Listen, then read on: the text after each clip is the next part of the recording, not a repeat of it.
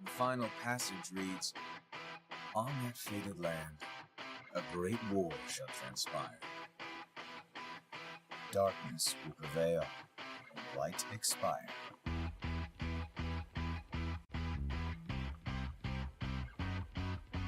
This world is full of light. It's a world comprised of many small, all connected, stretching as far as the eye can see. One great light protects us all. All worlds share one light, one fate." I take it you're talking about Kingdom Hearts. Yep. In ancient times, people believed that light was a gift from an unseen land. By the name of Kingdom Hearts. But Kingdom Hearts was safeguarded by its counterpart, the Keyblade. Warriors vied for that precious light, thus beginning the Keyblade War. All of this was decided. You really think you can change the future? All of this was decided. The truth is what you see with your eyes, not what you hear.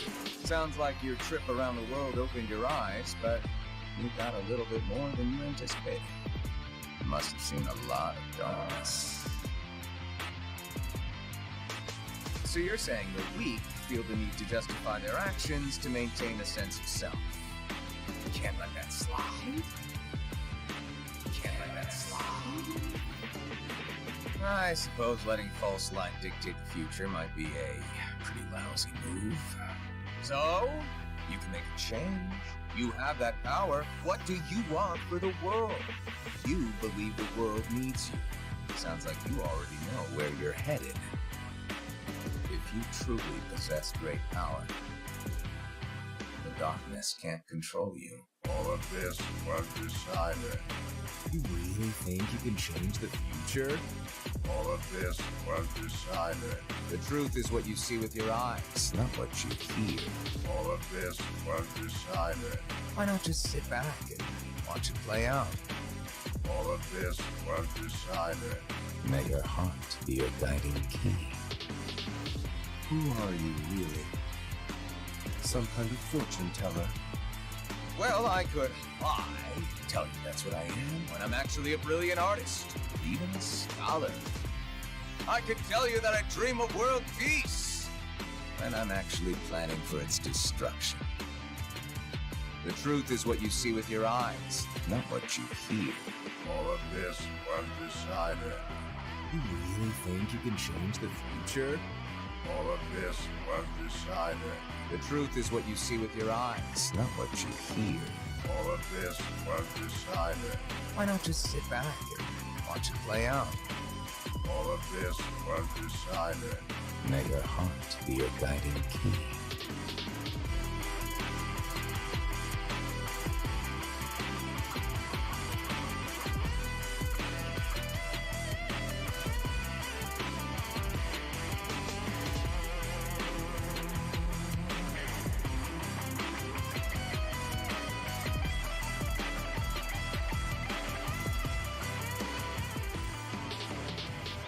May your heart be your guiding key.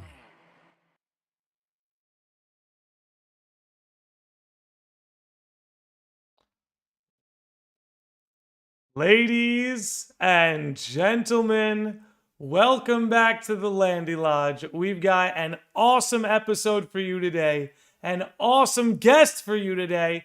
But before we can get into that, we got to thank the sickos and normies who make it all possible. That being the sages of the lodge, the ones you see right here listed on your screen, those amazing, poetic, beautiful legends who donate as little as $1 a month to keep my nonsense going. Those of you who've been here, you know how it works. There's links in the episode description if that's what you want to do. But just know, all I ask is that you come and hang out, chill in the chat, talk some games. And speaking of talking games, I've got a guest for you who's no stranger to that deal, and that's IllFittingTrousers. Trousers, my man, welcome back. How are you? Oh, I'm doing great, Landy. Thank you for having me back. I'm super excited. I know we had a lot to talk about. Guys, thank you for having me back too. And respect to the sages, of course. Of course. They're the ones who keep us going, man. They're the ones who keep us going. Oh my Lord. But dude, can you believe actually we had you on the podcast a while ago, but it doesn't feel that long ago. You came on in June, so it's been like 8 months since Was you that when we Yeah, talked dude. about Pokemon? We Was talked that Pokemon? we talked Pokemon 8 months ago, man, which is Oh my gosh. kind of crazy to think about. Yeah. But dude, a lot has changed since then. You know, I missed out on Pokemon. I wanted to play Scarlet and Violet, but I'm not gonna lie, that seems like a game that I'll get to after it's been patched, maybe after a couple seasons of DLC, because everyone seems to tell me that there's a great Pokemon game inside there somewhere. It's just that there's a lack of production and development that can make it a little difficult to get through. But we're not talking Pokemon today. We're talking Fire Emblem, Zelda, Square Enix, all the good stuff. Very roughly, Fire Emblem Engage. Maybe you could tell me a little bit about your history with the series and just a rough review of how you're feeling about it your first time through. Okay. Well, my history really with Fire Emblem is Fire Emblem Three Houses, and that's about it. But it's been a series like Fire Emblem Three Houses stole my heart immediately when I played that game. Me too. So with Fire Emblem Engage, I'm really enjoying it now, but it took a little while for me to get to that part, the part where I'm actually enjoying it. I'm gonna want to pick your brain about that a little bit. Okay. But keep going. We'll get to that. So like it's one of those things I felt like I would have enjoyed more if I had more history with the series.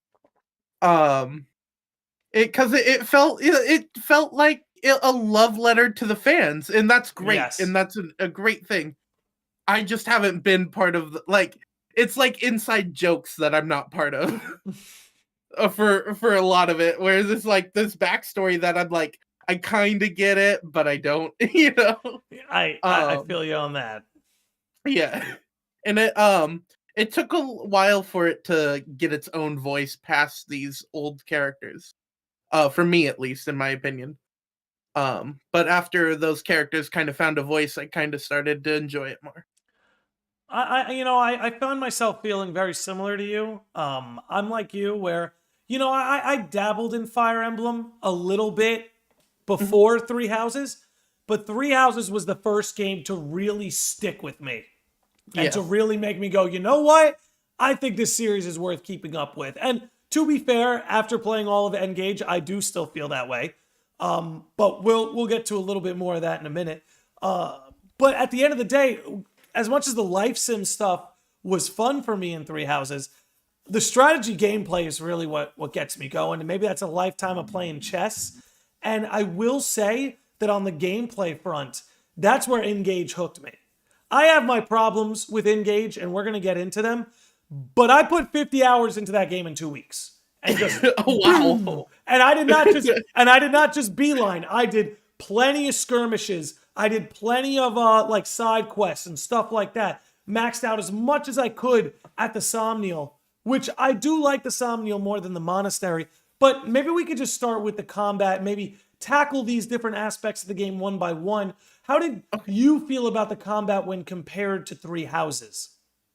So one of the things I noticed, at least in Engage, I like a lot of the classes a little more, like the hero classes they have.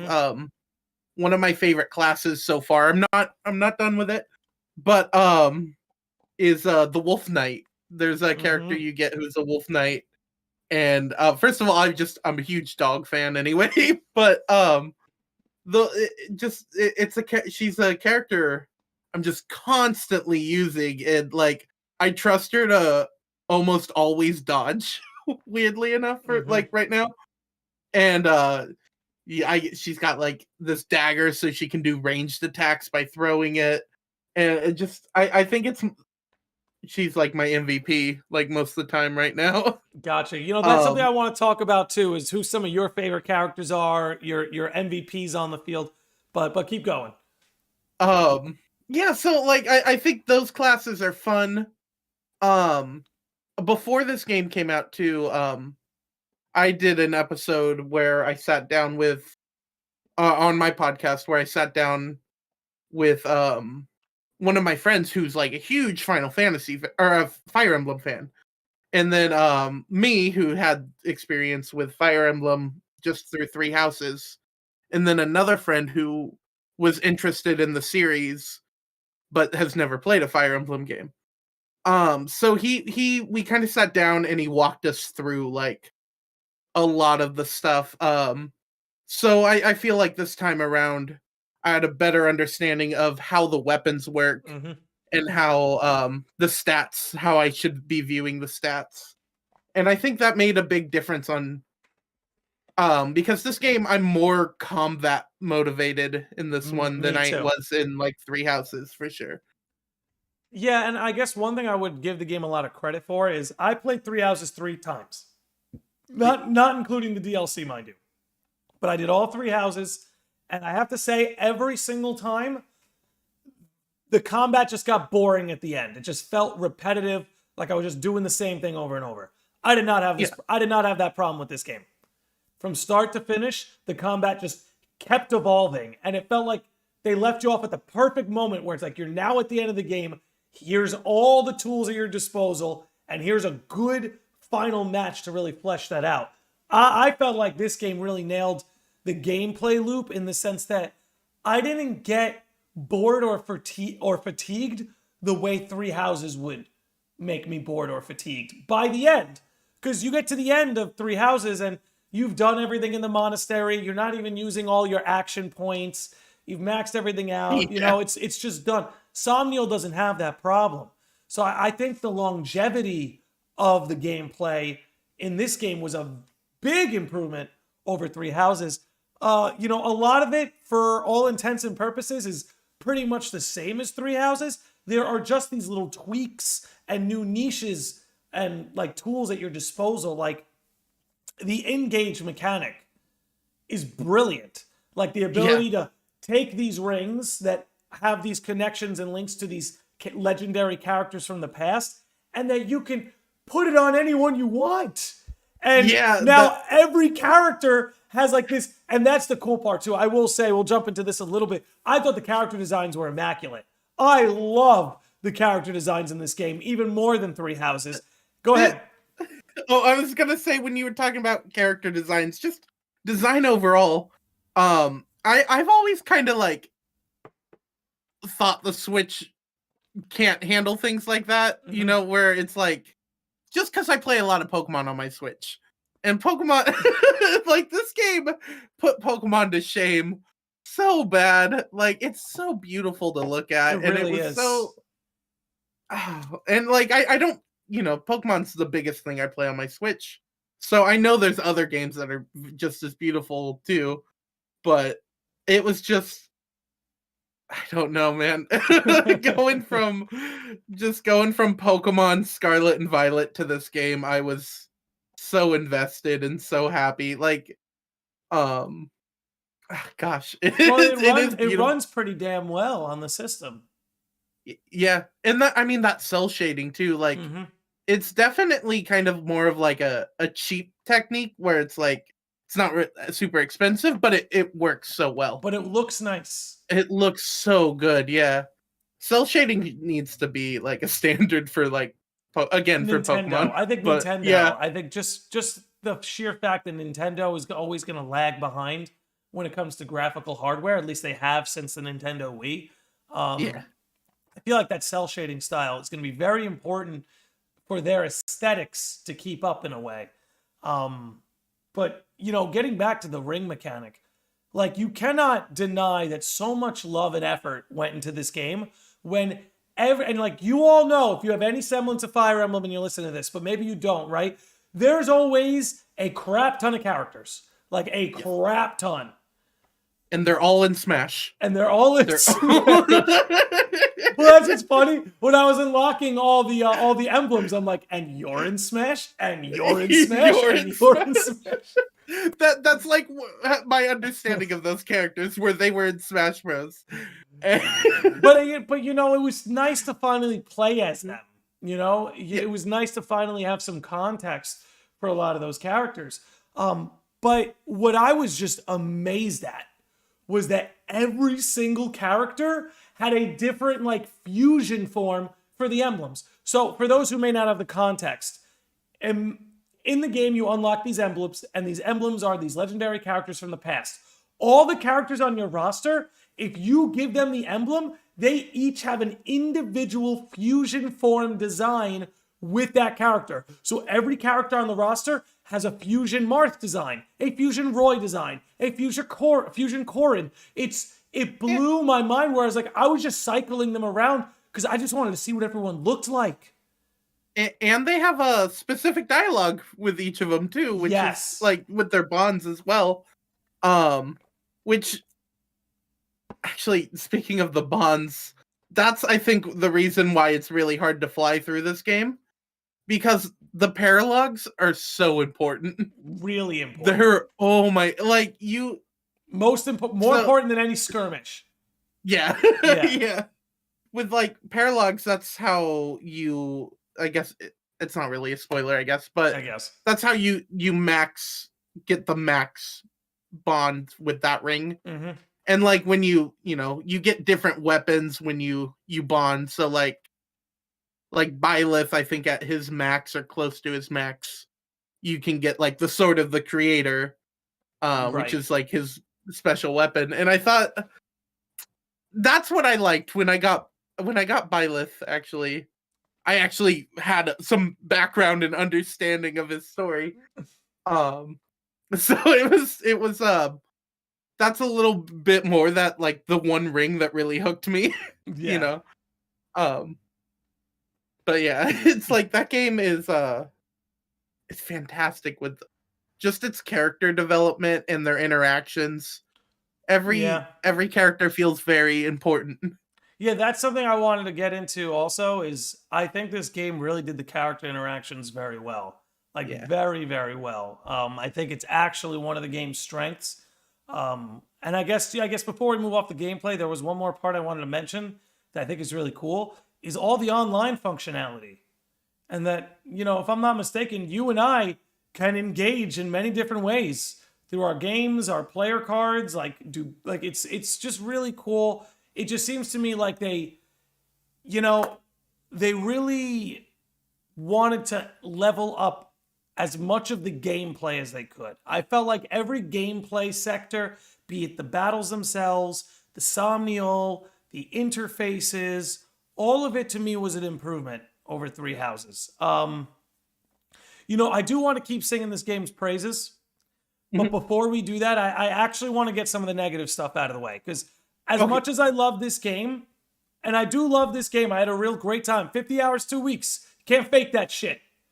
Can't fake that shit. And 90% of it was off stream, so you can't fake that shit. All right?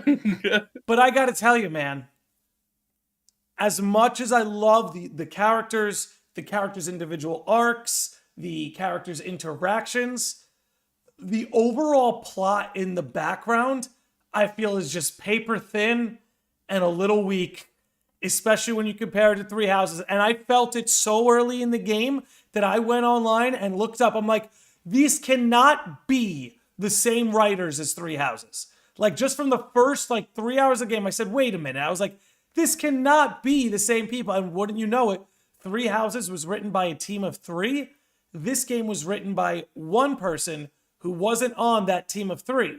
However, the writer of this game does have a history of writing character interactions for the Fire Emblem series. So to me, that shows exactly why the interactions thrived. The characters and their relationships with each other was so much fun. But I felt like the whole plot going on in the background, the divine dragon of it all, was just, it was not only paper thin. By the way, Drew, I see you're in the chat hanging out. How's it going, my dude? Can you let me know if the sound is okay? That both our voices are coming in okay? I'd appreciate it. Just know that we see you. We see you, Drew. We see you. I actually would like to shout him out. Drewster has been a huge help on my Fire Emblem playthrough as well. So he's been giving me some really good advice. So if you guys are interested in Fire Emblem, Drewster's the guy. I think when we hit that questions portion, we're going to want to hear from him. But thank you, Drewster, and French fry PK for confirming the sound is good. But the plot was just like, dude, like, I'm not going to spoil anything. But saying that there's a death in a Fire Emblem game is not a spoiler or controversial. That in like the 3 Fire Emblem games I've played, that's like a near damn guarantee. But I'll say this, there was a death scene that I just thought was so cringy and over dramatic and overblown. And like, this was actually the moment I looked it up. I was like, no way! The people who wrote Geralt's death in frickin' Three Houses wrote this scene. And I looked out, I was like, wouldn't you know it? Yeah, it's a little different. And yes, I will spoil Three Houses and not engage. I feel like the rule of thumb is like, once you get to the next level of the series, the previous entries, that's it. Do you think that's a death I've gotten to, or is it towards the end? It is. It's in the it's in the very beginning. I think I know what you're talking It's about. what moves. It's what gets the whole plot moving.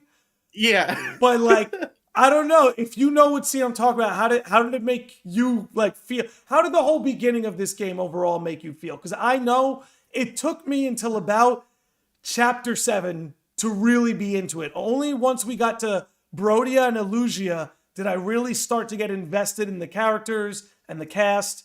The first 2 pockets of the game were a little wonky for me. How did you feel?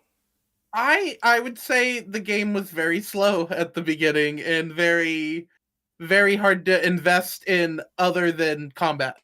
Because like combat, I was having a blast the whole time. Me like too. We were just I could not get enough. But there were just like parts where I was like, this game is dragging on. And I think one time on stream, like early on, I was like falling asleep playing this game, like when the story stuff was going on. I'm like, I really don't care. Well, dude, I mean, I feel like they simp too easily for the Divine Dragon. There's just too much simping going on. Just too much. That got on my nerves. Because it's hard to make the. Go ahead. You start with like the 3 characters who simp are the just most. the biggest simps too for them, and then they're with you the whole time. And it's so bad. And then like 2 of those characters, like their interactions and their supports, like just to prove that point, they start a Divine Dragon fan club. That's their support. Yeah, I know. And it's like, no. And you know, there were some characters, and especially later in the story, there were some characters who ended up like simping for the Divine Dragon, but like I bought it. Ivy is a great example of this, where it's like her whole civilization and kingdom worshiped the Fell Dragon, but she always had this rebellious spirit in her, so she was always secretly praying to the Divine Dragon in spirit. And then you just like walk into her life. So it's like, of course, she's just like what the, you know what I mean? Like, she's one of the characters I really bought it from. Go ahead.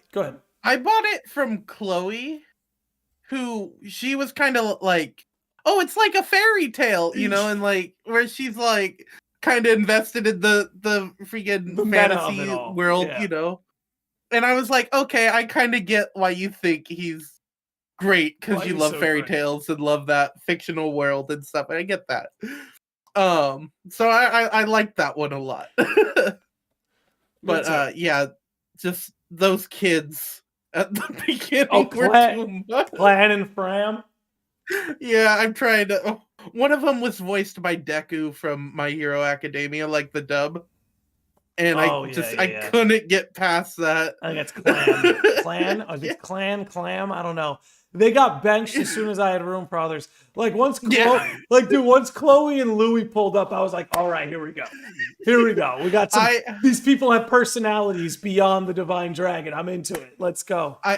I kept Fram, because she was able to heal. Fram was useful. As soon as I got Jean, though, I just said she was gone. Got the axe. Yeah, that was my proudest moment in the game.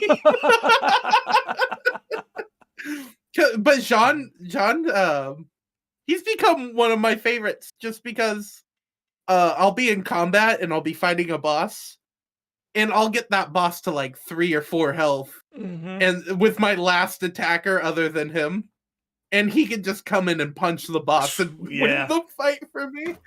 And he was the best, or he is the best. Dude, there were so many great characters to like fall in love with. Like, you know, I thought Jade was one of my favorites. Jade, like Louis too. Actually, Louis is like a top 3 for me. Like, all right, let me ask you that. Who's your top 3 in Fire Emblem Engage? My top 3. Okay, Yunaka. Was definitely one of my favorite.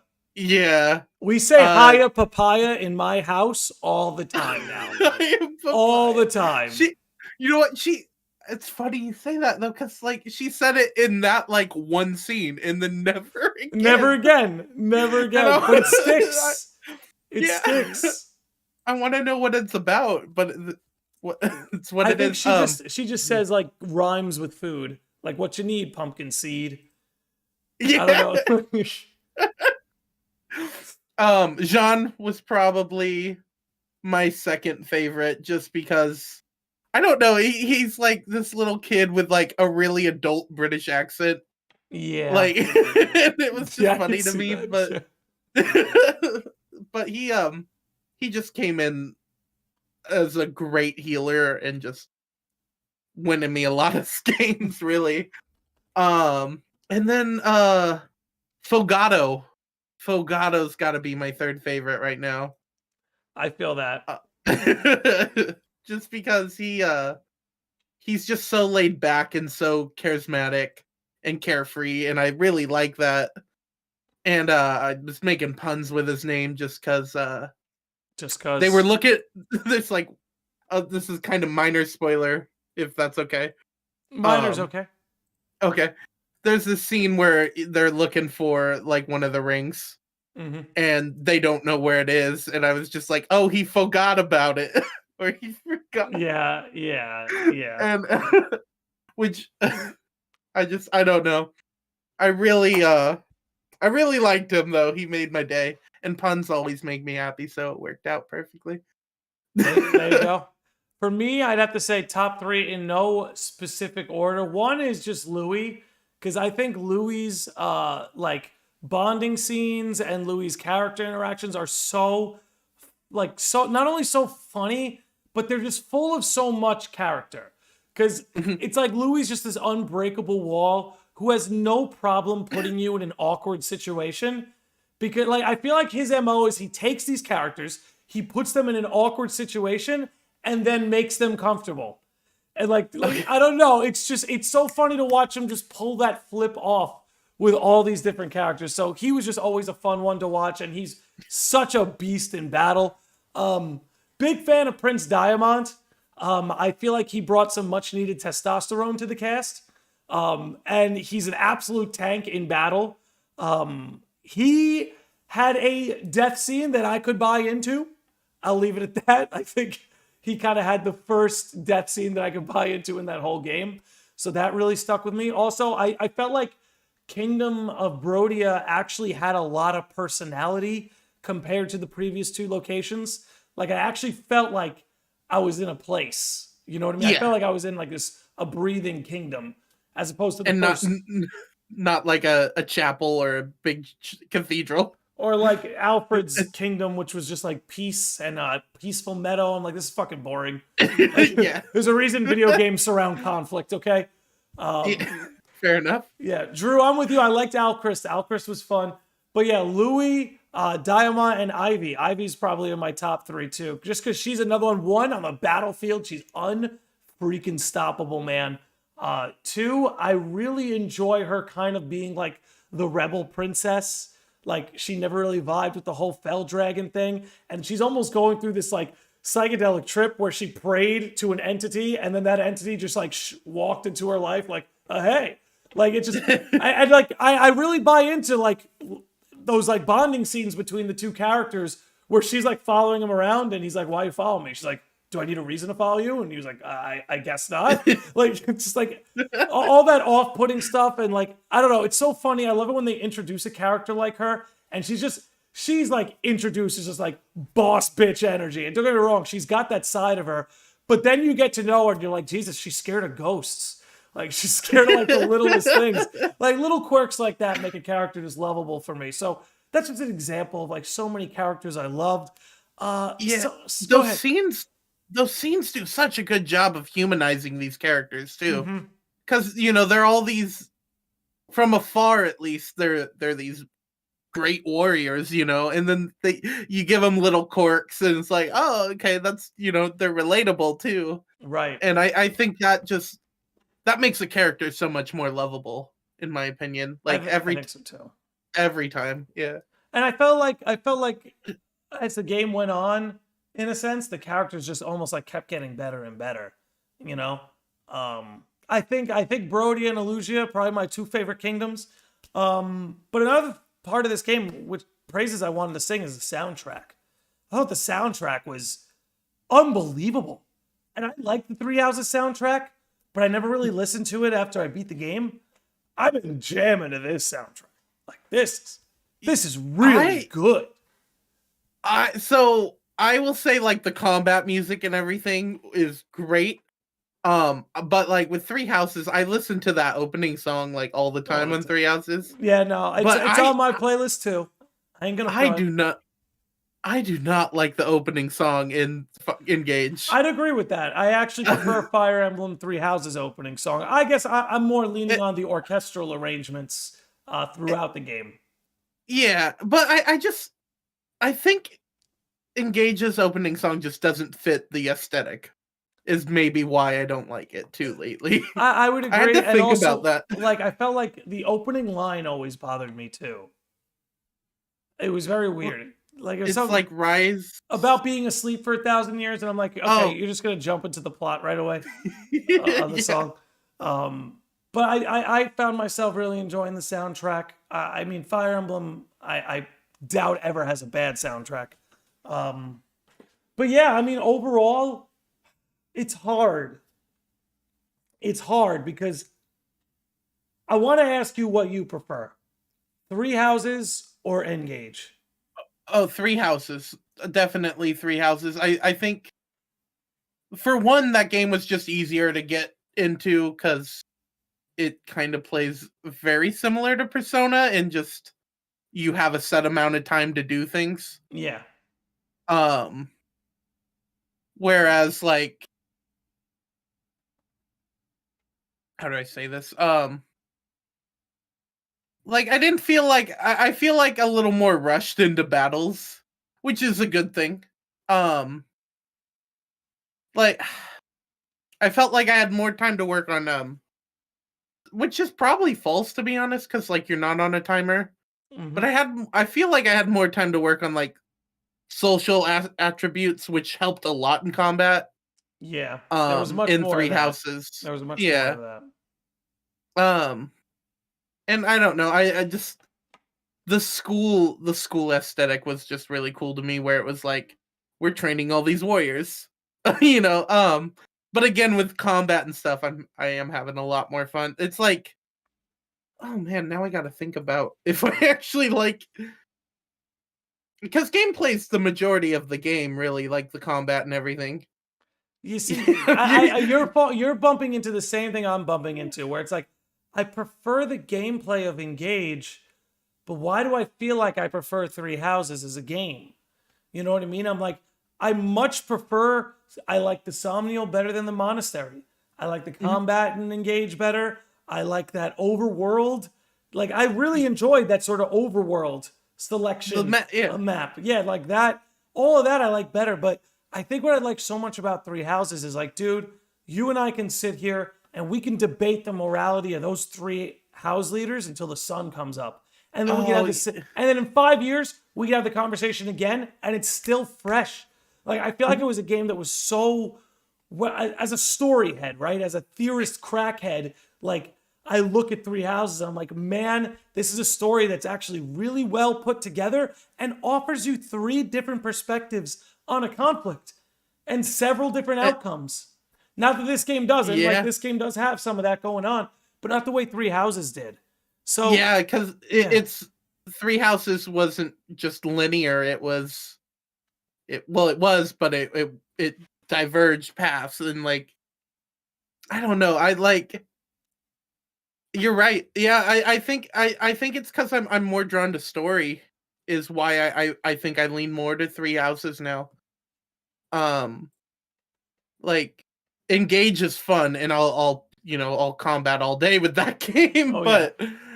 But yeah, Three Houses, I think, just I was so invested in those characters, and just like especially playing another playthrough, if you don't like recruit your old house, that hurts. It does. That hurts so It bad. does. It really does. I don't think I could do that, yeah, so I guess I do lean a little more Three Houses, but it's close. It's close for different reasons. That's what I was about to say. It's close for different reasons. But yeah, I mean, overall, I really enjoyed my time with the game.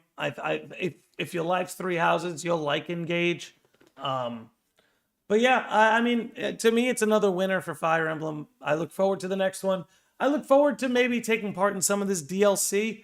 I will say I wasn't crazy about the fact that, like, within a week of the game coming out, you had 2 waves of DLC already. And I'm not anti-DLC.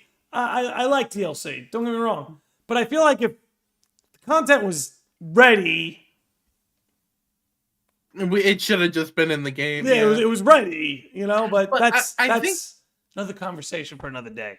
It's mostly just rings, though, isn't it? Like extra rings. Yeah, like the Three Houses leaders and stuff. And then like the last part of that wave is an actual story. See, I don't know. I don't know much about Wave 2. Okay, so it seemed like it was a gameplay. I hope it is. Yeah, like that'd be nice. Let's hope so. But I think, I don't know. Is there anything you had left to say about Fire Emblem before we kind of move into Zelda for a bit? No. Honestly, I feel like I really got everything I wanted to talk about. Like, it's a fun game. Takes a bit to get into. It takes a bit to get into, it's gonna take you a bit. But if you've played the other Fire Emblem games, I think you'll find some love. You know what to expect. Yeah.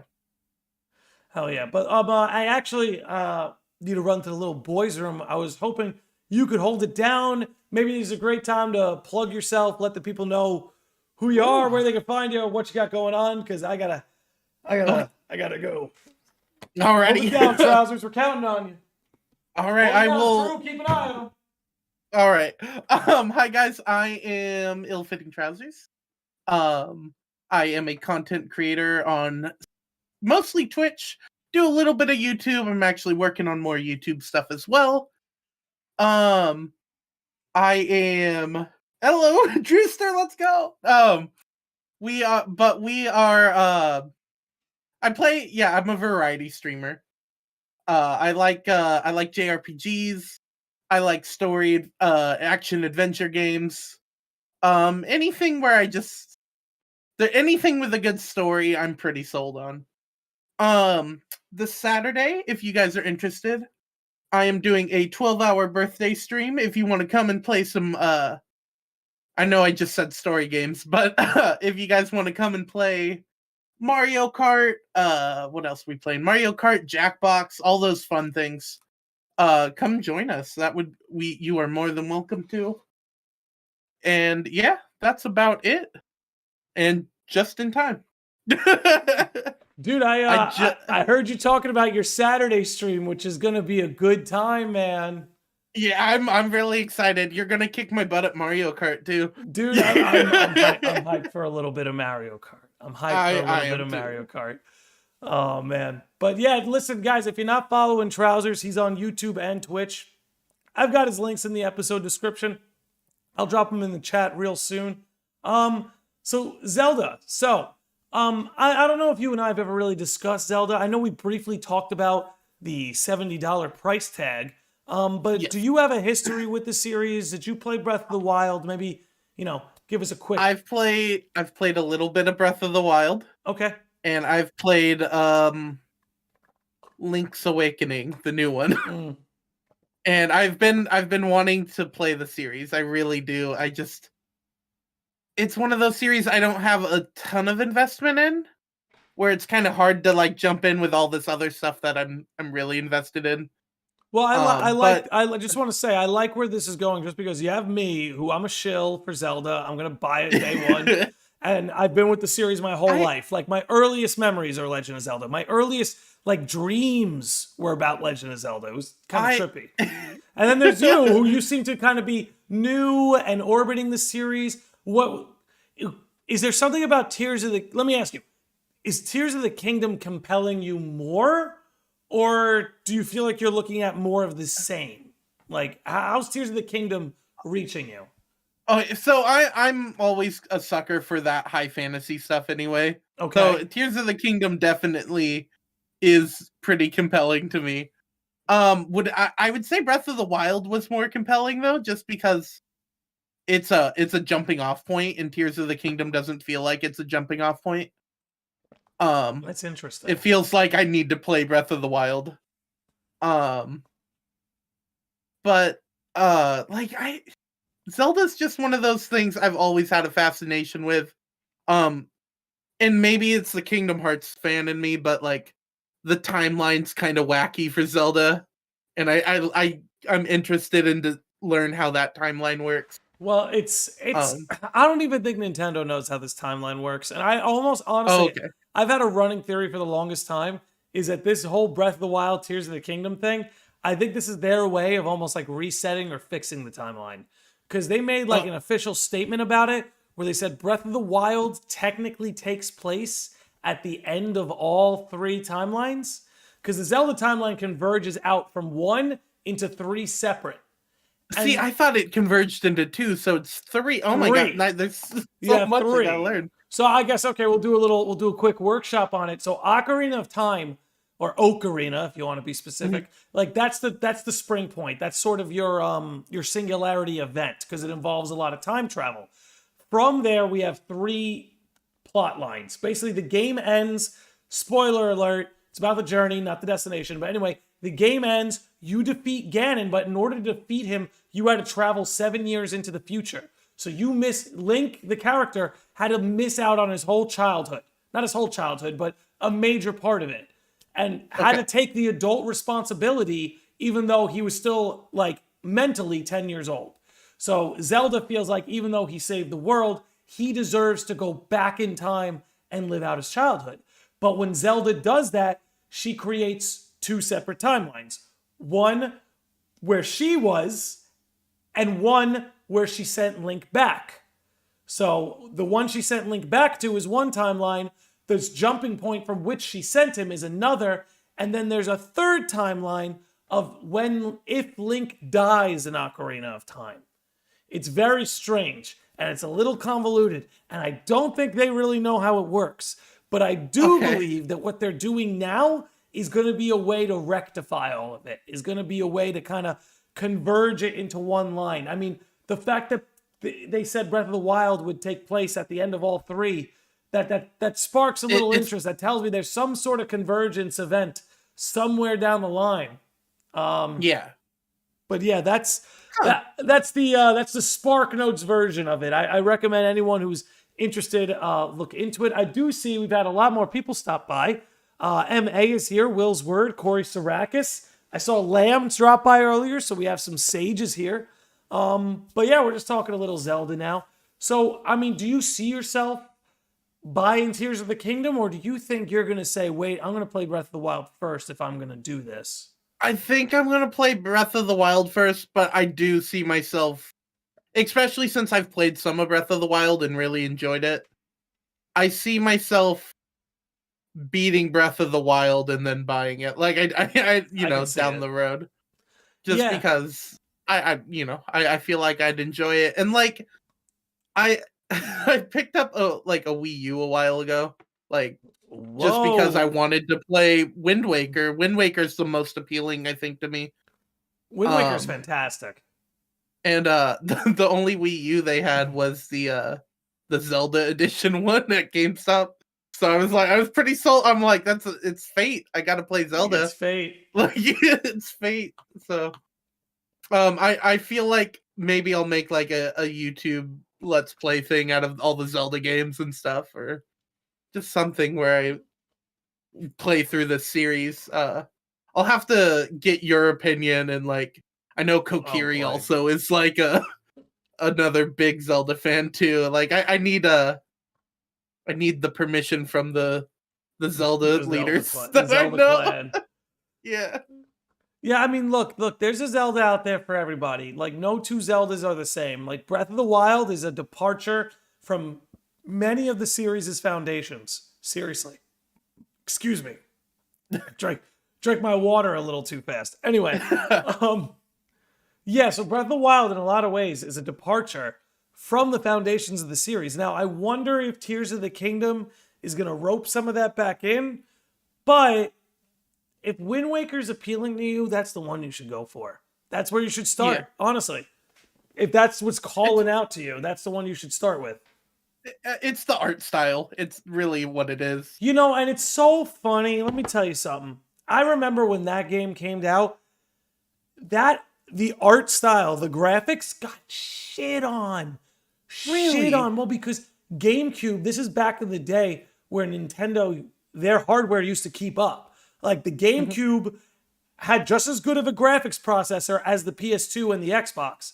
So they used to keep up. So people were used to seeing, like, you know, imagine like a GoldenEye game on GameCube and stuff like that. They're used to these. Think about the way Melee looks compared to 64. Yeah. And then, you know, think about the way Link looks in Melee. Like, that's the Link everybody wanted. And then they dish you out Wind Waker. But let me tell you something. Wind Waker graphically has aged better than every single GameCube game made, except maybe Resident Evil 4. That's all I'm going to say. Well, yeah, fair enough.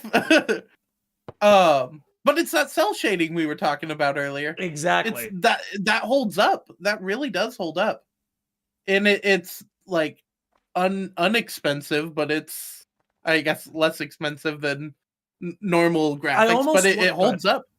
Yeah, it holds up. I almost wonder if cell shading is the new pixel art, right? Because to me, Super Nintendo games, they look better than N64 games. Like, A Link to the Past is a prettier looking game than Ocarina of Time. Now, that's just my opinion. But to me, I think pixel art has it has a longevity to it. I think cell shading is almost like a 3D version of that, where there's a longevity to it. It's not the best looking thing in the world, but it will outlast everything from the generation it was built in. But yeah, that's interesting. That's interesting. I mean, I've been a Zelda fan my whole life. You know, I see Corey's in the chat. He says, you know, exactly what Landy said is why I wasn't a huge fan. It deviates a lot from the series that I grew up with and loved. And I have a friend of mine, my buddy J-Rob, who's been on this podcast. He feels that way too, you know. But for me, you know, so just for some context, one of the things that was very different was dungeon design in Legend of Zelda. Like, so in Breath of the Wild, you had a lot of these pocket dungeons, these shrines that you went out and found, and I personally loved that. But where they fell short was like the divine beasts. They kind of serve as like your main temples. And they didn't really hold up. They were kind of weak dungeon-wise. They tried to do a lot of new things and didn't work. I'm one of the guys who thinks Breath of the Wild would have been better if those beasts were just traditional dungeon designs.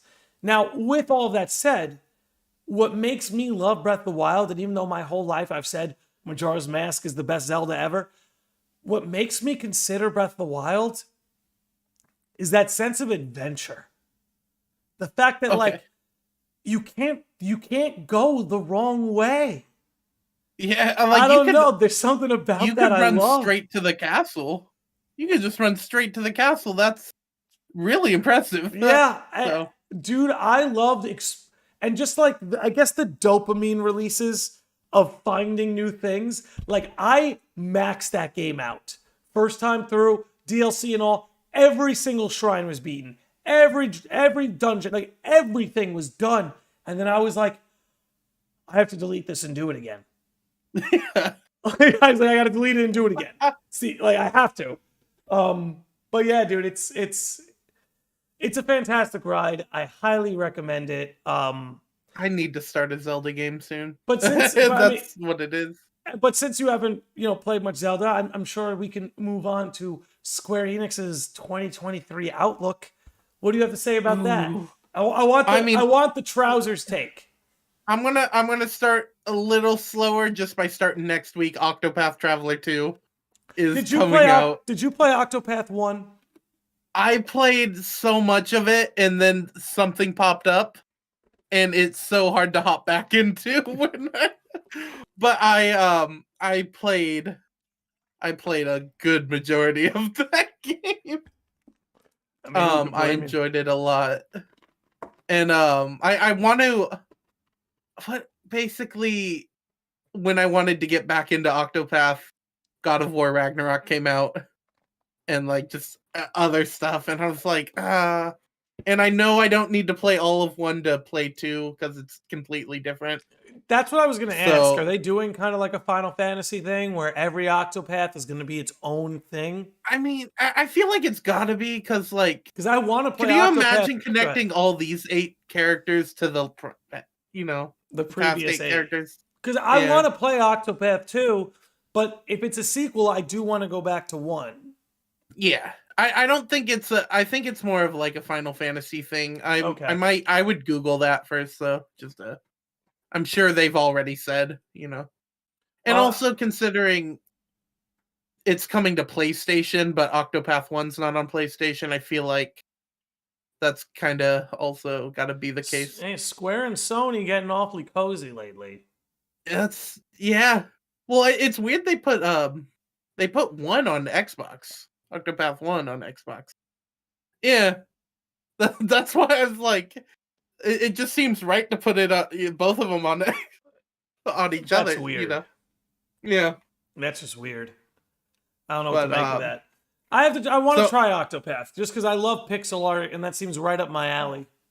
Well, I want to support that too because all the rumors about the Dragon Quest remake 3. I think that supporting that might help that. But and then June is looking great. Yeah. Can we talk a little FF16? Yeah, Final Fantasy 16. I'm so excited. Dude, I'm so excited. I'm doing what it took me a bit. It took until like the 4th trailer, but I'm officially on the edge of my seat. I need to play this game now.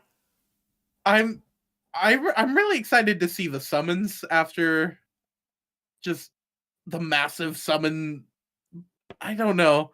Something about those summons seems like it's going to be they're heavily part of the story, but I was going to say, this is what I love so much about what this team does, being Creative Business Unit 3.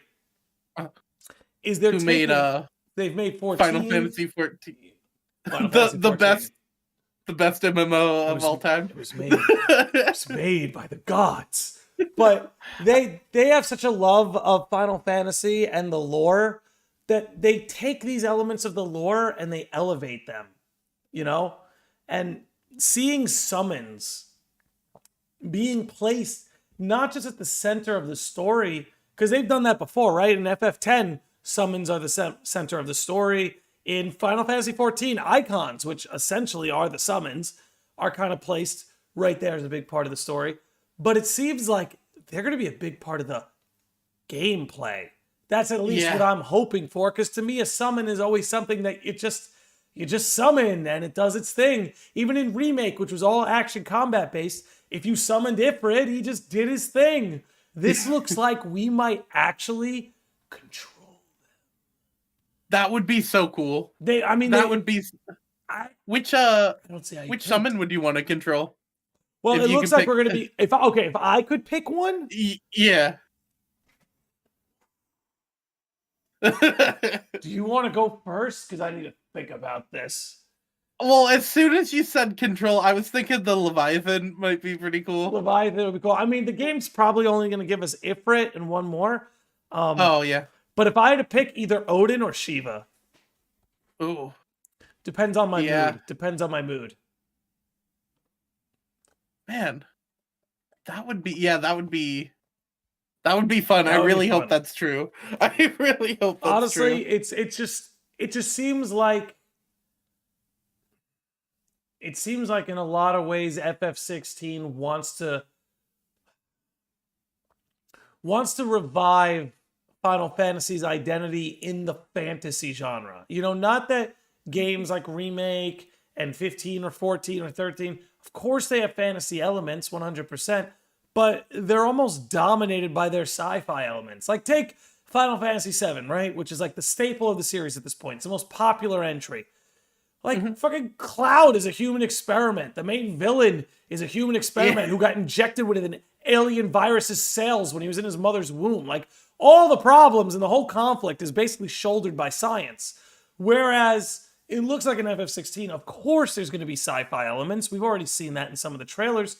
But it seems like for the first time in a long time, we're really going to put fantasy back into the identity of Final Fantasy, which I think is important because I think Creative Business Unit 1, which is the guys we're more familiar with, your Nomura's, your Katase's, your, what's his name, Nojima's, you know, they're always going to have a sci-fi element to what they make. Look at their backlog. Look at 7, look at 8, look at 10, look at 13, you know, look at Versus 13. Like, they're always going to have a lot of sci-fi element in there. And if you got one team that's leaning on sci-fi, then make the other team lean on fantasy. And that seems to be what the direction here is, because I love Final Fantasy IX.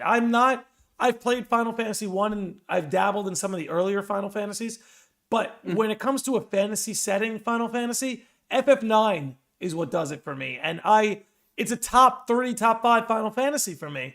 So this, to me, as someone who missed out on 11, this is like the first time we're getting this in like 20 years. And it's kind of crazy to think about. And I'm like I said with Zelda too, I'm pretty sold on like the high fantasy setting too, especially with 16, where it's like the knights and we talked about this a while ago, but like that first trailer they showed where a chocobo died. Yeah. And like that, I mean, yeah, again, the kid with the blood, whatever. But like, I just knew that was going to be such a dark Final Fantasy game. Yeah. Especially with that kid though. But like, I think I'm all for it. I want a story that's going to make me cry. Like, again. I mean, they're kind of cheating because there's a dog in your party. So if they even make you think that dog is dead, you and I both will be in tears. But most people, anyone with a soul, will be in tears. More than the kid for sure. I'm sorry. I don't feel that way. Yes, you do. Don't even front. Don't you come into my podcast and front like that, Trousers. I'm sorry, guys. I'm sorry. But no, that's the other thing too, is it is looking to be pretty dark Final Fantasy. And look, again, right?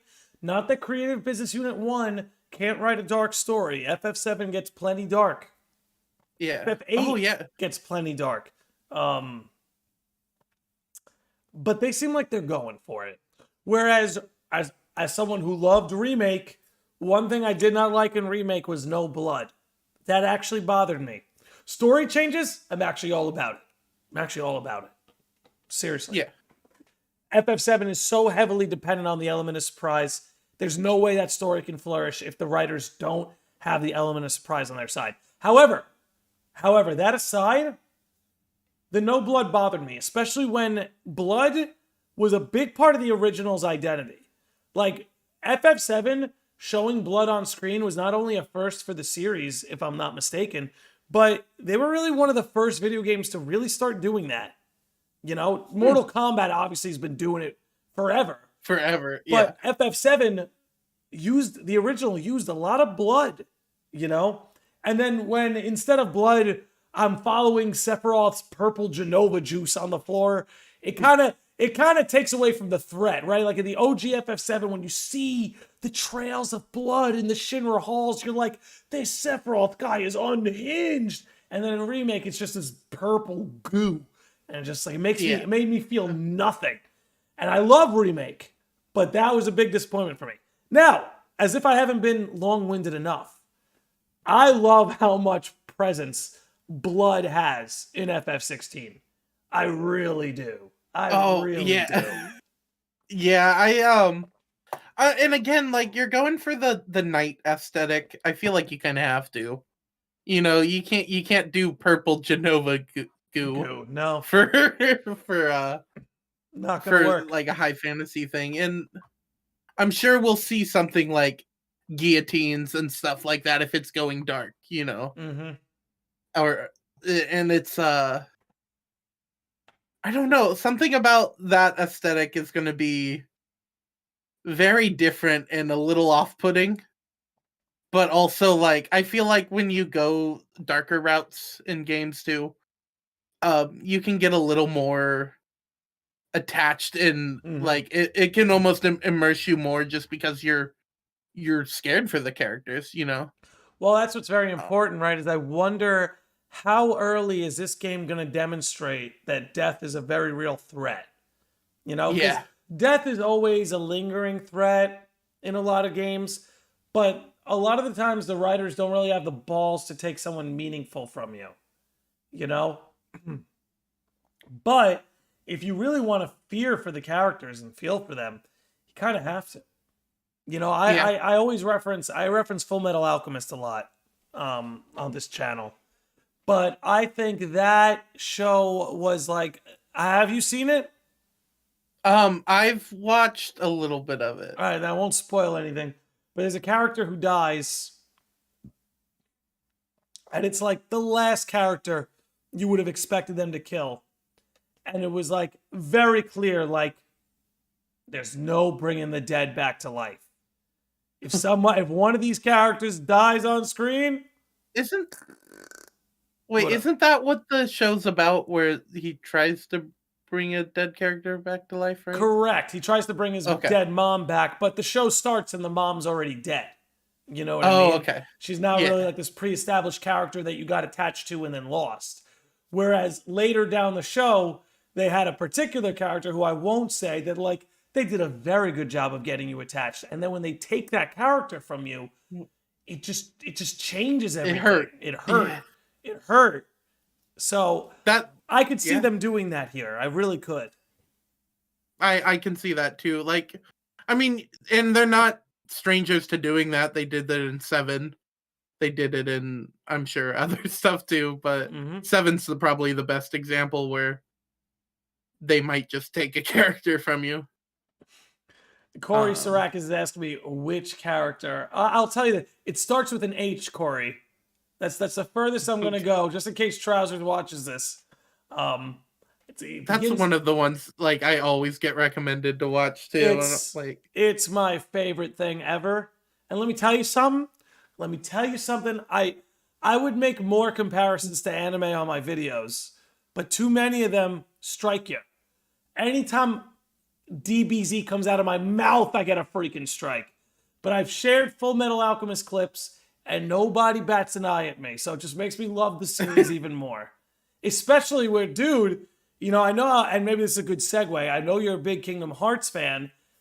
There might be a lot of overlap between Full Metal Alchemist Brotherhood and the Lost Masters arc. We don't know, remains to be seen, but a lot of people like myself are starting to connect those dots and going, wait a minute.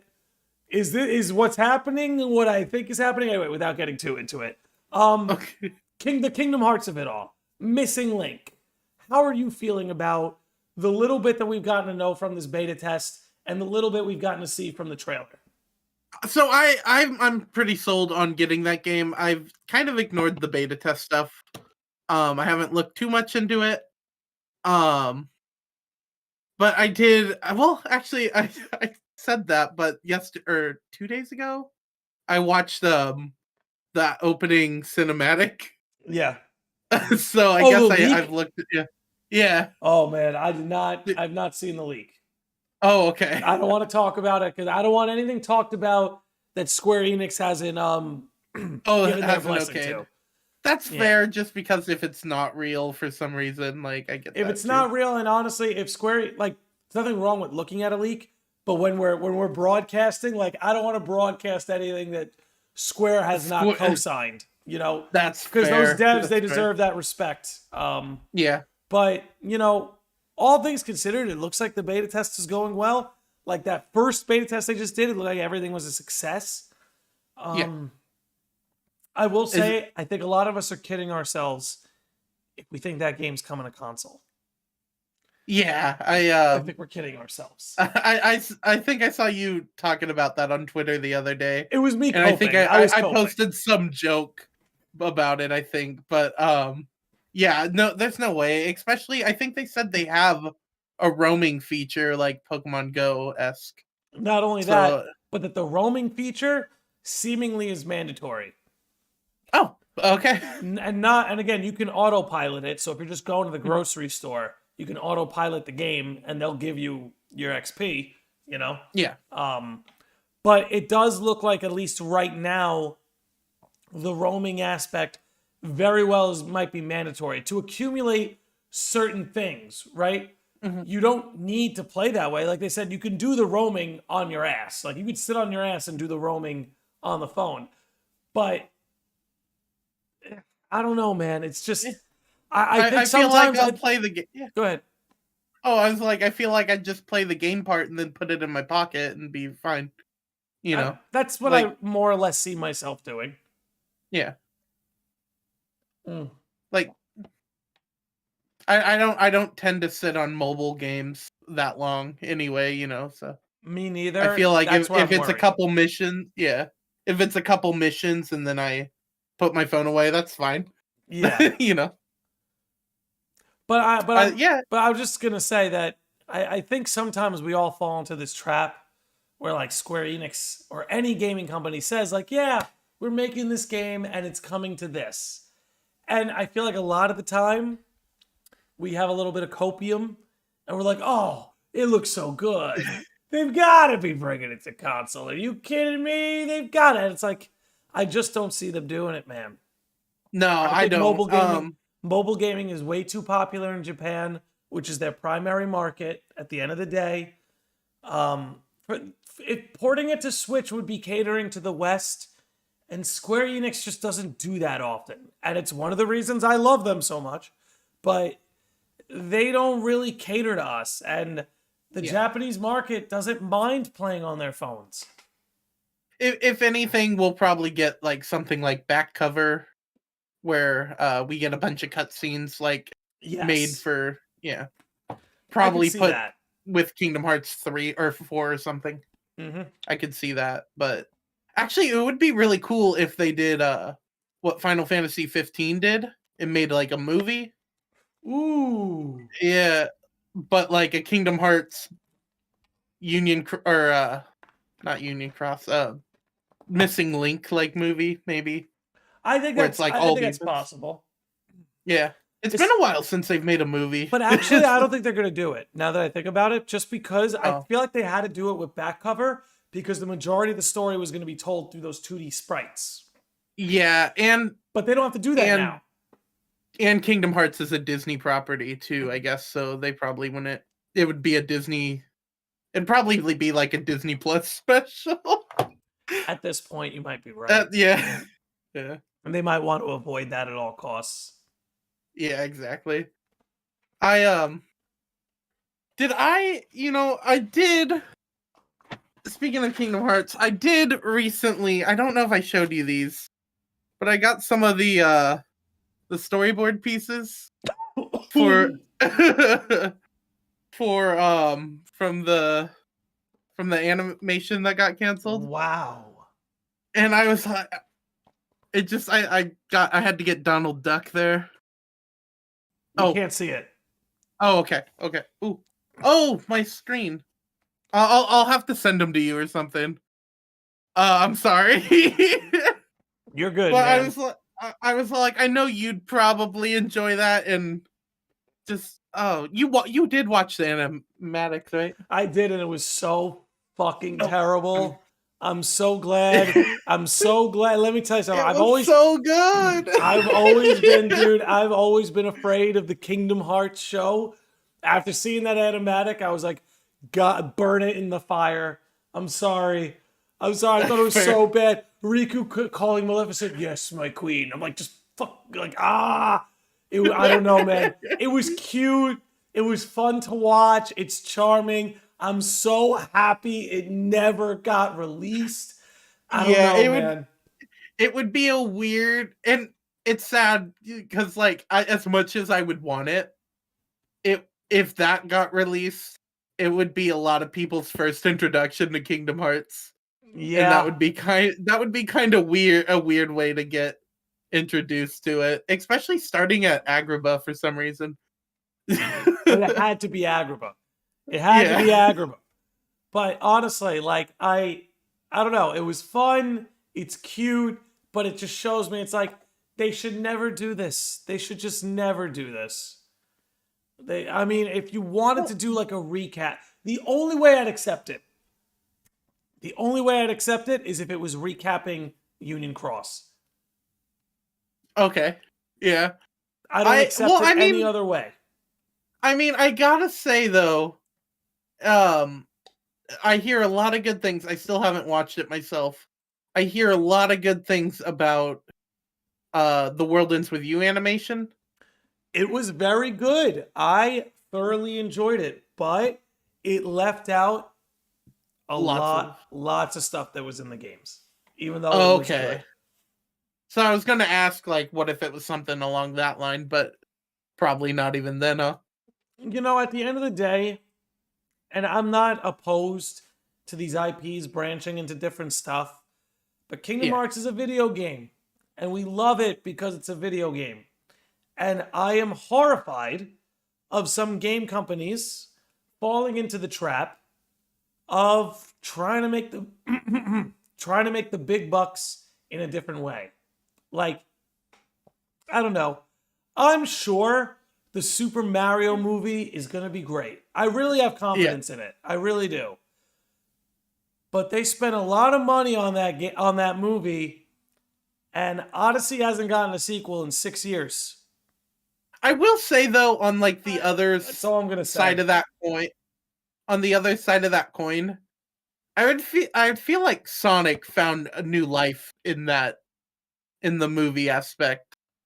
Like, and maybe like I know you're a huge Sonic guy, so maybe I'm wrong, but like I feel like Sonic, maybe it's just Sonic hit like a good stroke of luck with 2 good movies and a good game, like right back to back. Well, here's what I'll say. So I think the movies are fun but mediocre, personally. I don't think Sonic acts anything like Sonic the Hedgehog. I think he's just John Ralphio, but as a blue hedgehog. And it's fun, and I like the movies, but I think they're very mediocre, and we should have higher standards for our video game cinema. However, I will say what makes Sonic a little bit different is that the games were freaking garbage, and he needed that IP needed something. Mario doesn't have that problem. Kingdom Hearts doesn't have that problem. And again, Mario's getting this great movie, which will be very fun, but they put a lot of money into it, where it's some money that could have gone to giving Odyssey a true sequel. And I prefer, we have a raid. We have a raid. Woo! Bambina is raiding with a party of 7. Welcome, Raiders. Welcome to the lodge. We're talking a little bit of Kingdom Hearts right now. How's it going? Let me get you a shout out. Bambina, how are you? Thanks for jumping in here. I suck at shout outs, man. I gotta tell you. I feel I'm bad at them too. I get it. I think I got it this time. Yeah, we did. Playing Kingdom Hearts Final Mix. There we go. Let me drop that over into the YouTube. Bambina, thank you for that raid. Everybody, whether you're on Twitch or YouTube, make sure you're following Bambina. I've gone and dropped their link in the chat. But anyway, getting back, I see King Sanu is here in the lodge. Just bring back Sonic Adventures. Speaking of Sonic, I guess briefly, I really liked Frontiers. I love Frontiers. I thought Frontiers was a lot of fun. I think it's a step in the right direction. But as far as the Sonic movies go, as far as I could give those a pass in the sense that Sonic had nothing else going for him. However, where I have fear, if Kingdom Hearts were to get a show, it's like Kingdom Hearts is doing just fine with these games. If we have $200 million to spend, I'd like it spent on Kingdom Hearts 4. I don't know. Yeah. Is it that crazy of a notion? I don't know. That's fair. That's very fair. Sonic Frontiers was like my favorite game last year. It was such a fun ride. Really a lot of fun. Yeah. Which dude, if you liked Sonic Frontiers, you'll like Breath of the Wild. Okay. A lot of inspiration there. I would say so. It's the same game, but he's green instead of blue. And slower. Okay. Oh, dang it. But yeah, what are some of the story things in Missing Link that you're looking forward to? I'm just kind of curious about what the heck is going on. Like, that's kind of it. Like, the only thing I really know about Missing Link is it's set after Union Cross. Correct. But before and Dark there's some Road. owls in the background. Listen. You don't want to get us started on the owls. You don't want to get us started on the owls. But what I'm really trying to, I can't wait to get to know Brain better. I feel like Brain is up to something, and there's going to be a Lushu level twist with Brain at the end of this game. I really think so. I still can't believe they called him Brain. I thought it was like Brian or something. So it's funny you say that. I have a very mild dyslexia, and I had to the first time I saw Brain, I was like, Brian, no Brain. It says Brain, but I had to really check. Oh my goodness! But there's just so much I want to know about that era of Scala, and who is Sigurd and who is he working with that they knew Brain was just gonna show up. You know what I mean? Yeah.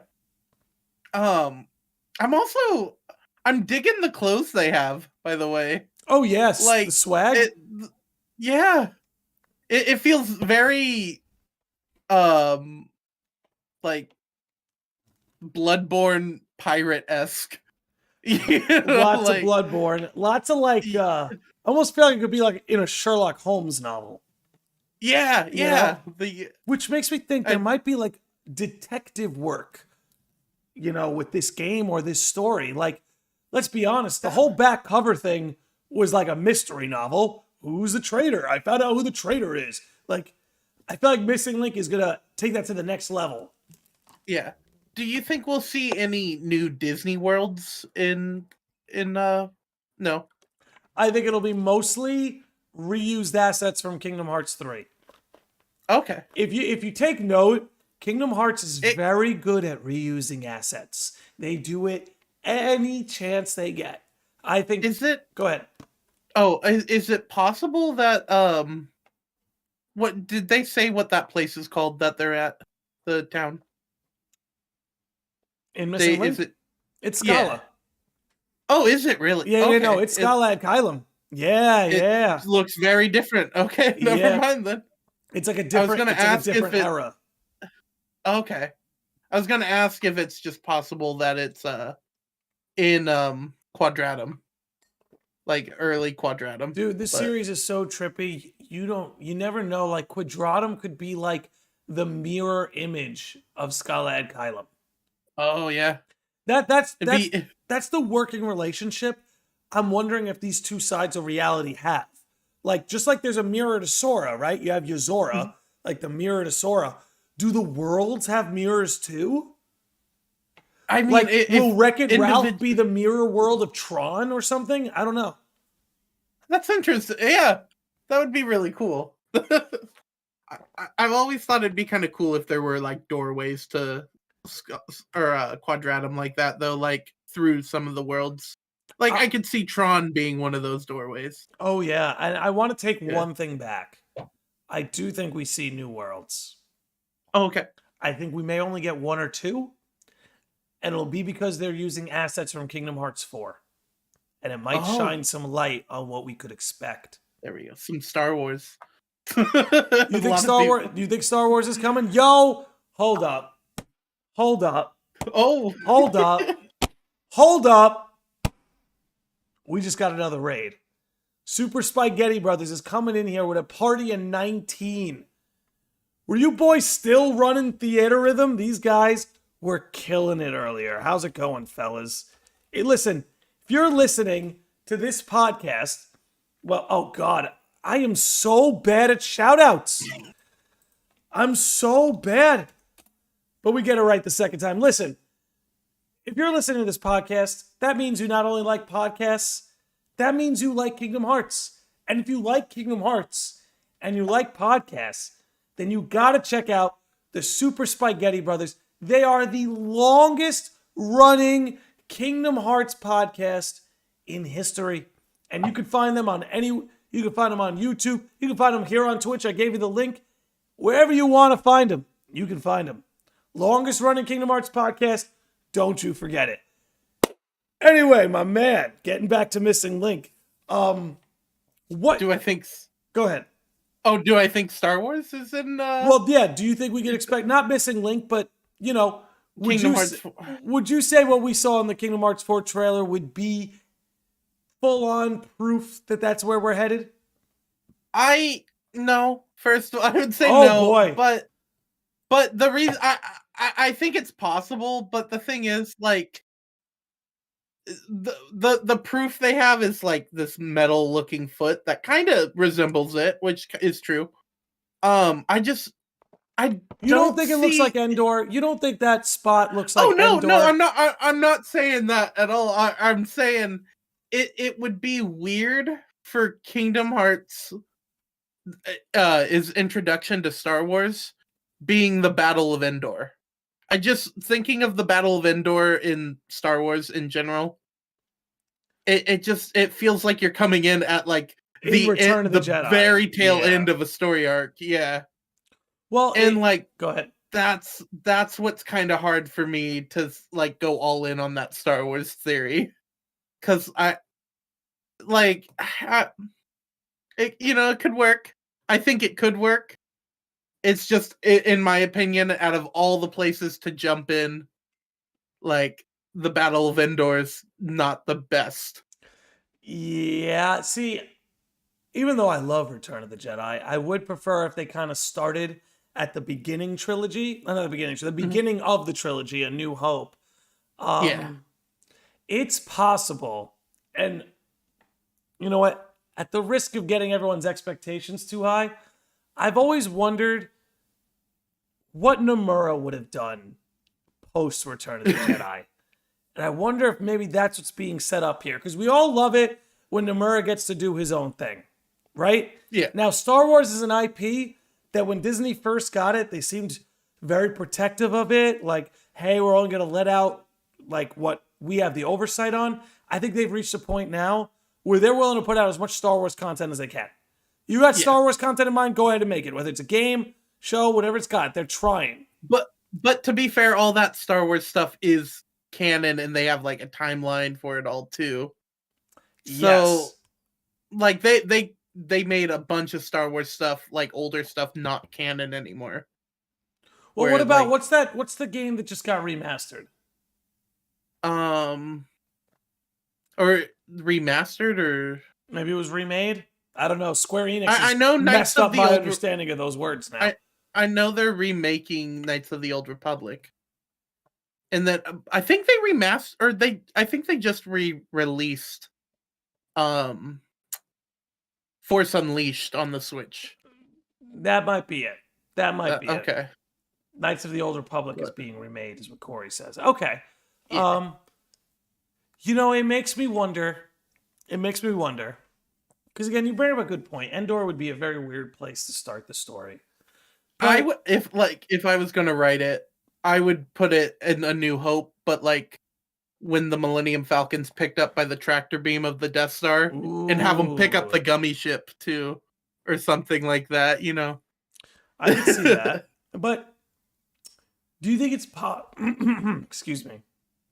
Do you think it's possible that where we're headed is like, because think about the original trilogy and then you have the sequel trilogy.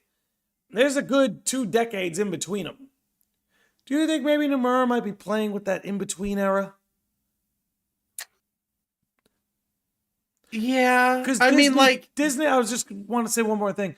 Disney does have the capacity to understand that what happens in Kingdom Hearts isn't canon, right? Yeah. Like the Kingdom Hearts Kingdom of Corona is not the canon Kingdom of Corona. Same with Pirates of the Caribbean and everything else. So I feel like they have that understanding. I just wonder, like what you said, I feel like if you do Return of the Jedi, you almost kind of have to cut yourself off right after that. Yeah, I guess, because then you have like, I think it's like an 18 to 20 year time skip between the next, like whatever. But let me just say, Will Robinson in the chat crushed it. He said it would be cool. It would be cool if Sora sees the heart in Vader before he dies, and that made me realize.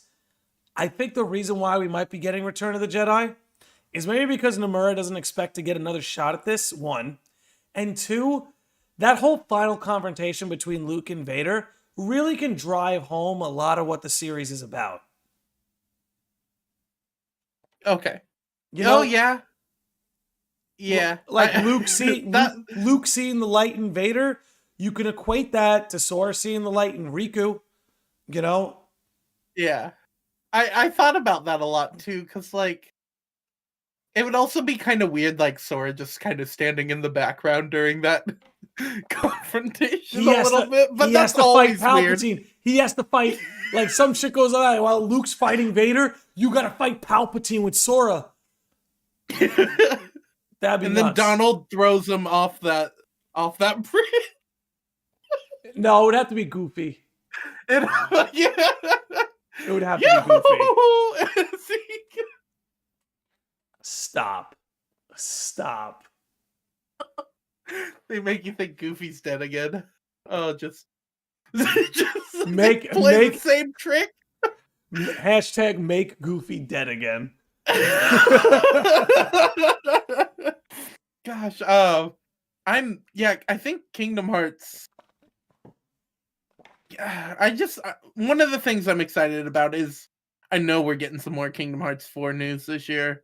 Oh yeah, and I think like Missing Link, as excited as I am for Missing Link, it holds nothing to Kingdom Hearts 4 news. Nothing. I would agree. Yeah. And I mean, I think it's possible. I know we have these concerts coming up, and a lot of people are starting to get excited that we could get something at these concerts because it has happened before. I'm hoping they announce a world orchestra again at that concert. Honestly, they very well might. That would be so nice. It's those are really fun. Those are really cool. I've never been to a Kingdom Hearts concert. I want to go. I won't lie though. I got really turned off to video game live orchestras. I saw Legend of Zelda live orchestra, and the orchestra was immaculate. Let me make that clear. The orchestra was immaculate. The crowd really got on my nerves because of course they had like a screen in the back that, like, if they played Zelda's theme, Zelda came on the screen. If they played Midna's Lament, Midna came on the screen. And dude, every time the camera cut to a new character, it was just crazy applause. And I'm like, dude, I'm trying to listen to the flute solo, man. Yeah. Like, can people vouch that the Kingdom Hearts concerts don't have this problem? That people aren't going to be clapping in the middle of every song every time they see a character they like? Oh I boy. 100% can confirm, like, at that Kingdom Hearts thing, it didn't None of happen for that? me, you know? None of that. It was I mean, it was just it was so cool. Everyone was dressed up as, like, characters, and a lot Mhm. of them were dressed up in, like, the orchestra costumes that he's drawn too. Oh man, that's It cool. was and, like, the people there are so nice, and then, especially the one in LA. It's I guess both times it was I went to the second one, but it was like the day before E3, like Okay. before they had the coverages, and they would drop the trailer for us first before the E3. So I got to Ooh. see the Remind DLC trailer before like the rest of Really? the world. Yeah, Dude, you must have lost your shit.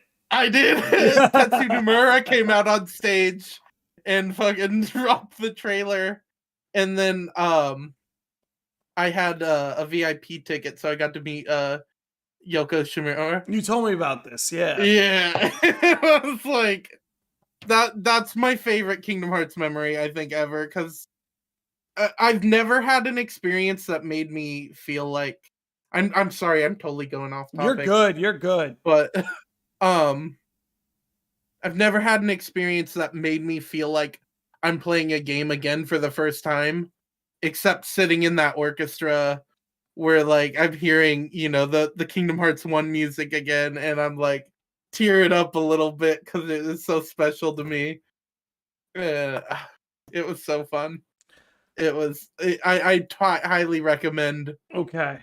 I'm gonna hitting one go of those for it. concerts. I'm gonna go for it. Yeah. If you hear about me getting kicked out of a concert venue anytime soon, you can use your imagination to guess what happened. Okay. Oh. It's so worth it. Just and something about Kingdom Hearts fans are just is really special. Like I think I went to E3 and played Kingdom Hearts 3, and I stood in line for like 5-6 hours for this demo with just some Kingdom Hearts fans, and I love them dearly now. Like it's just great.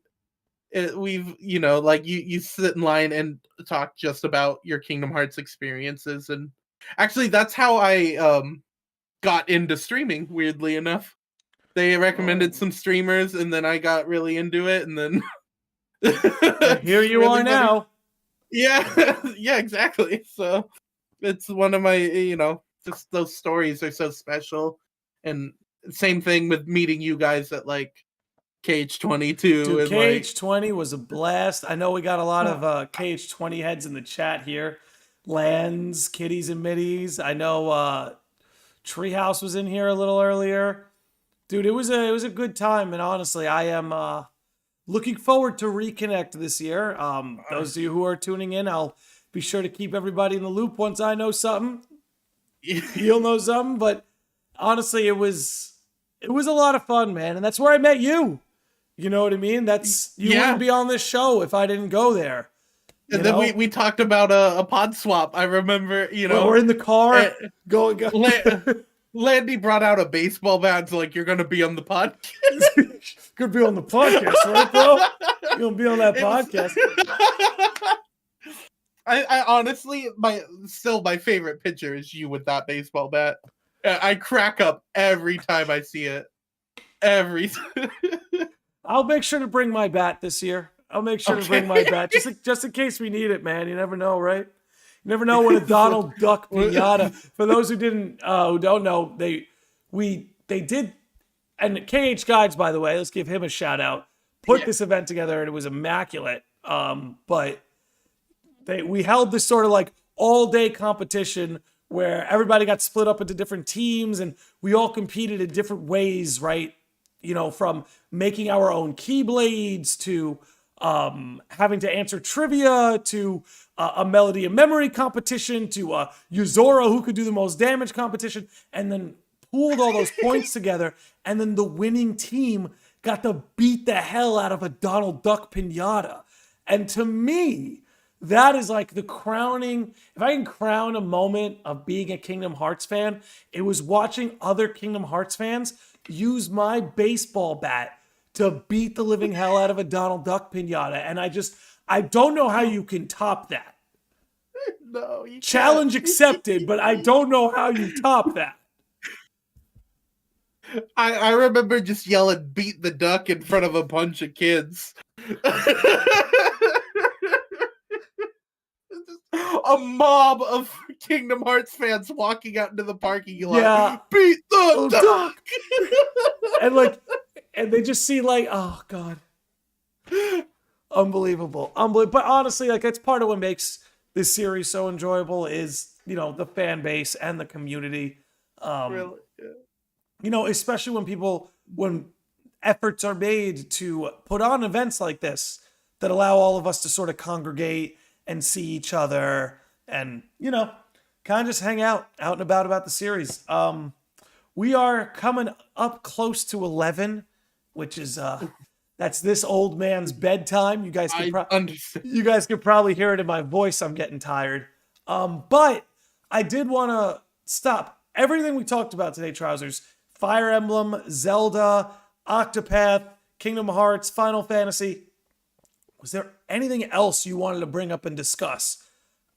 We could go past we could go past 11 a little bit if we have something we want to discuss, but I don't know how past 11 this will make us, but it's very possible we're also getting Final Fantasy VII Rebirth this year too. No. You don't think they're gonna try to hit that December release date? They're gonna try, but I don't know. That's I feel like I'm a spoiled son of a bitch if I want FF16 and Rebirth in the same year. I feel like I should just assume it's not coming so that when they announce it and it is coming, I can lose my mind.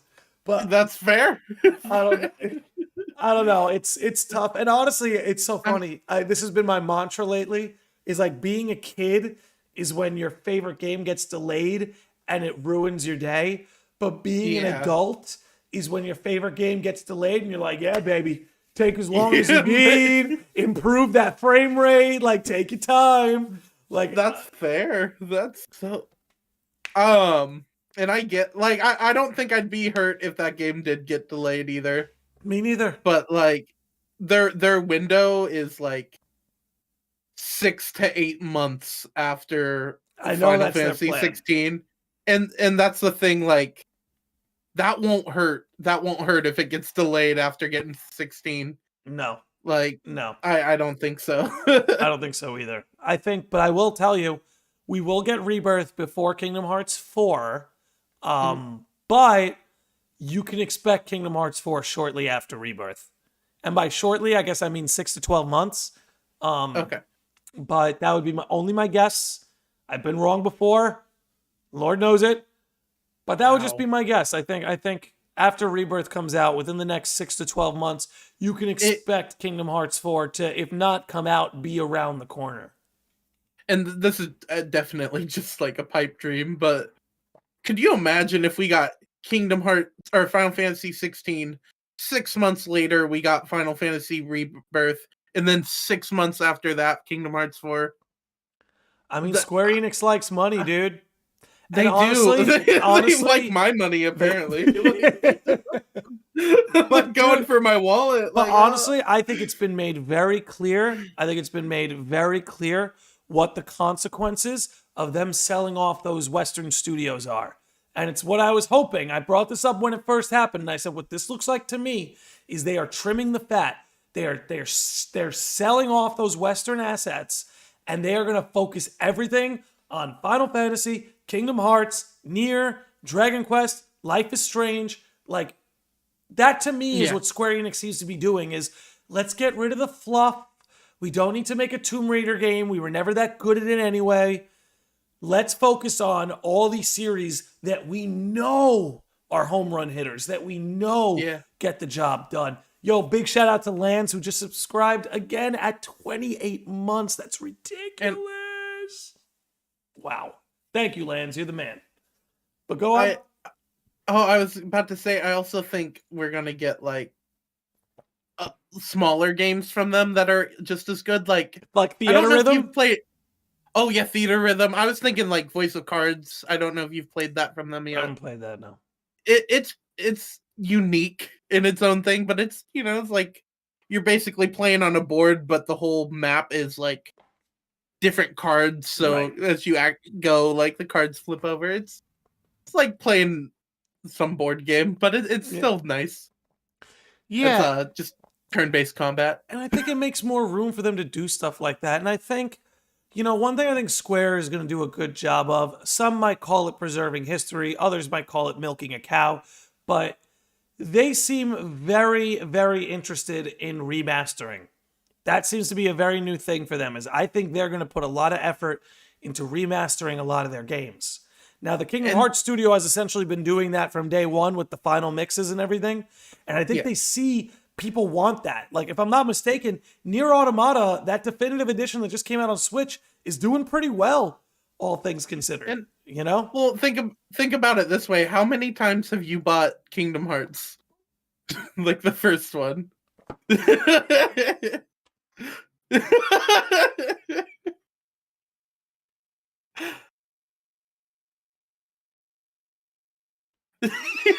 Dude. 3 times. Did you count the PC version? Yes. Okay. I did count the PC version. No, it's just.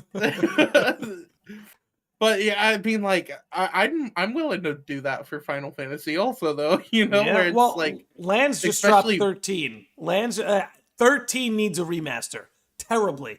Give me the 13 trilogy on PS5, please. Do you like 13 money? is definitely the one I hear a lot about. And that's funny because it's such a, in my opinion, it's run-of-the-mill Final Fantasy. Like, it's not the best Final Fantasy. It's not the worst. And again, I've not played 13-2, and I've not played Lightning Returns. I've only played Final Fantasy 13, which the combat is great, the characters are great, the designs are great, graphics are great, soundtrack is great. I think, and people will give 13 shit for being a hallway simulator, but I don't remember that being a problem for 7 Remake. Now, do I? Everyone had no problem with that game being super linear. Again, I loved Remake. Seriously. 9 out of 10 for me. Immaculate game.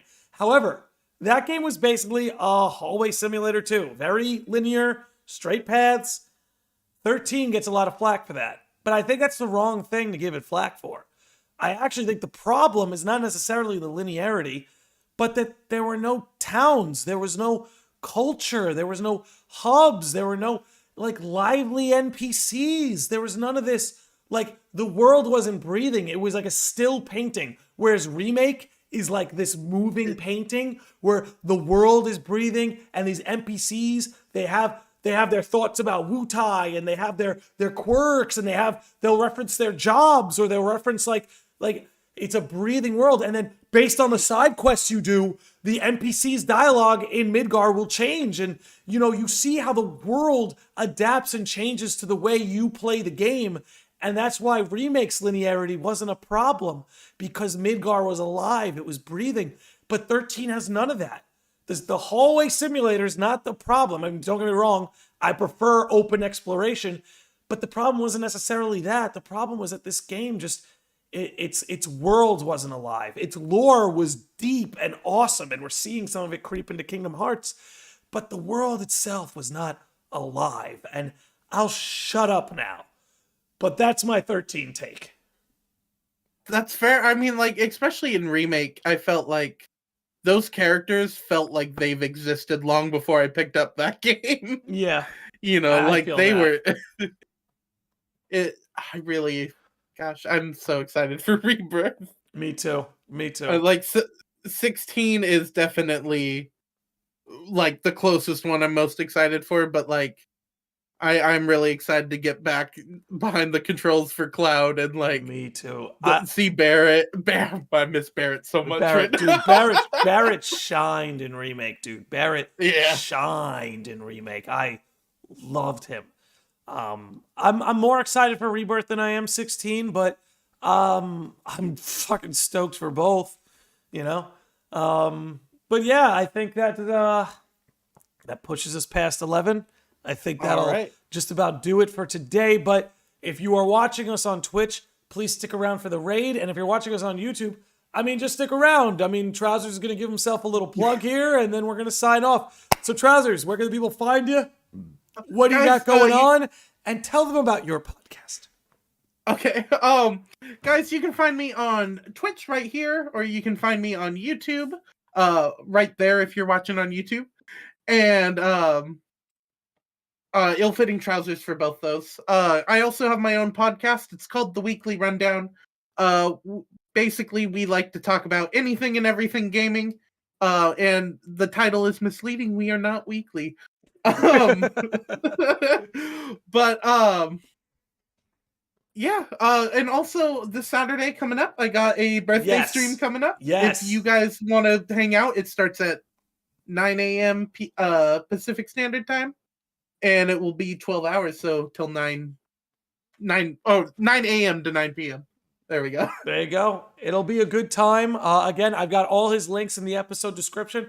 Do check him out. I'll be hanging with you on Saturday, dude. I got plans in Mario Kart. I definitely want in on some Mario Kart. It's going to be a great time. If you're watching us on Twitch, please stick around. We are going to raid Borna Kokiri, who's playing Donkey Kong Country 2. Old school, which, man, Donkey Kong soundtracks from the SNES, incredible. But that's going to just about do it for us here today. Trousers, thank you so much for coming on. Much love and major shout out to the Sages of the Lodge. And, of course, a lot of love to all of you in the chat. Anyway, that's going to just about do it. Be good, and we will see you soon.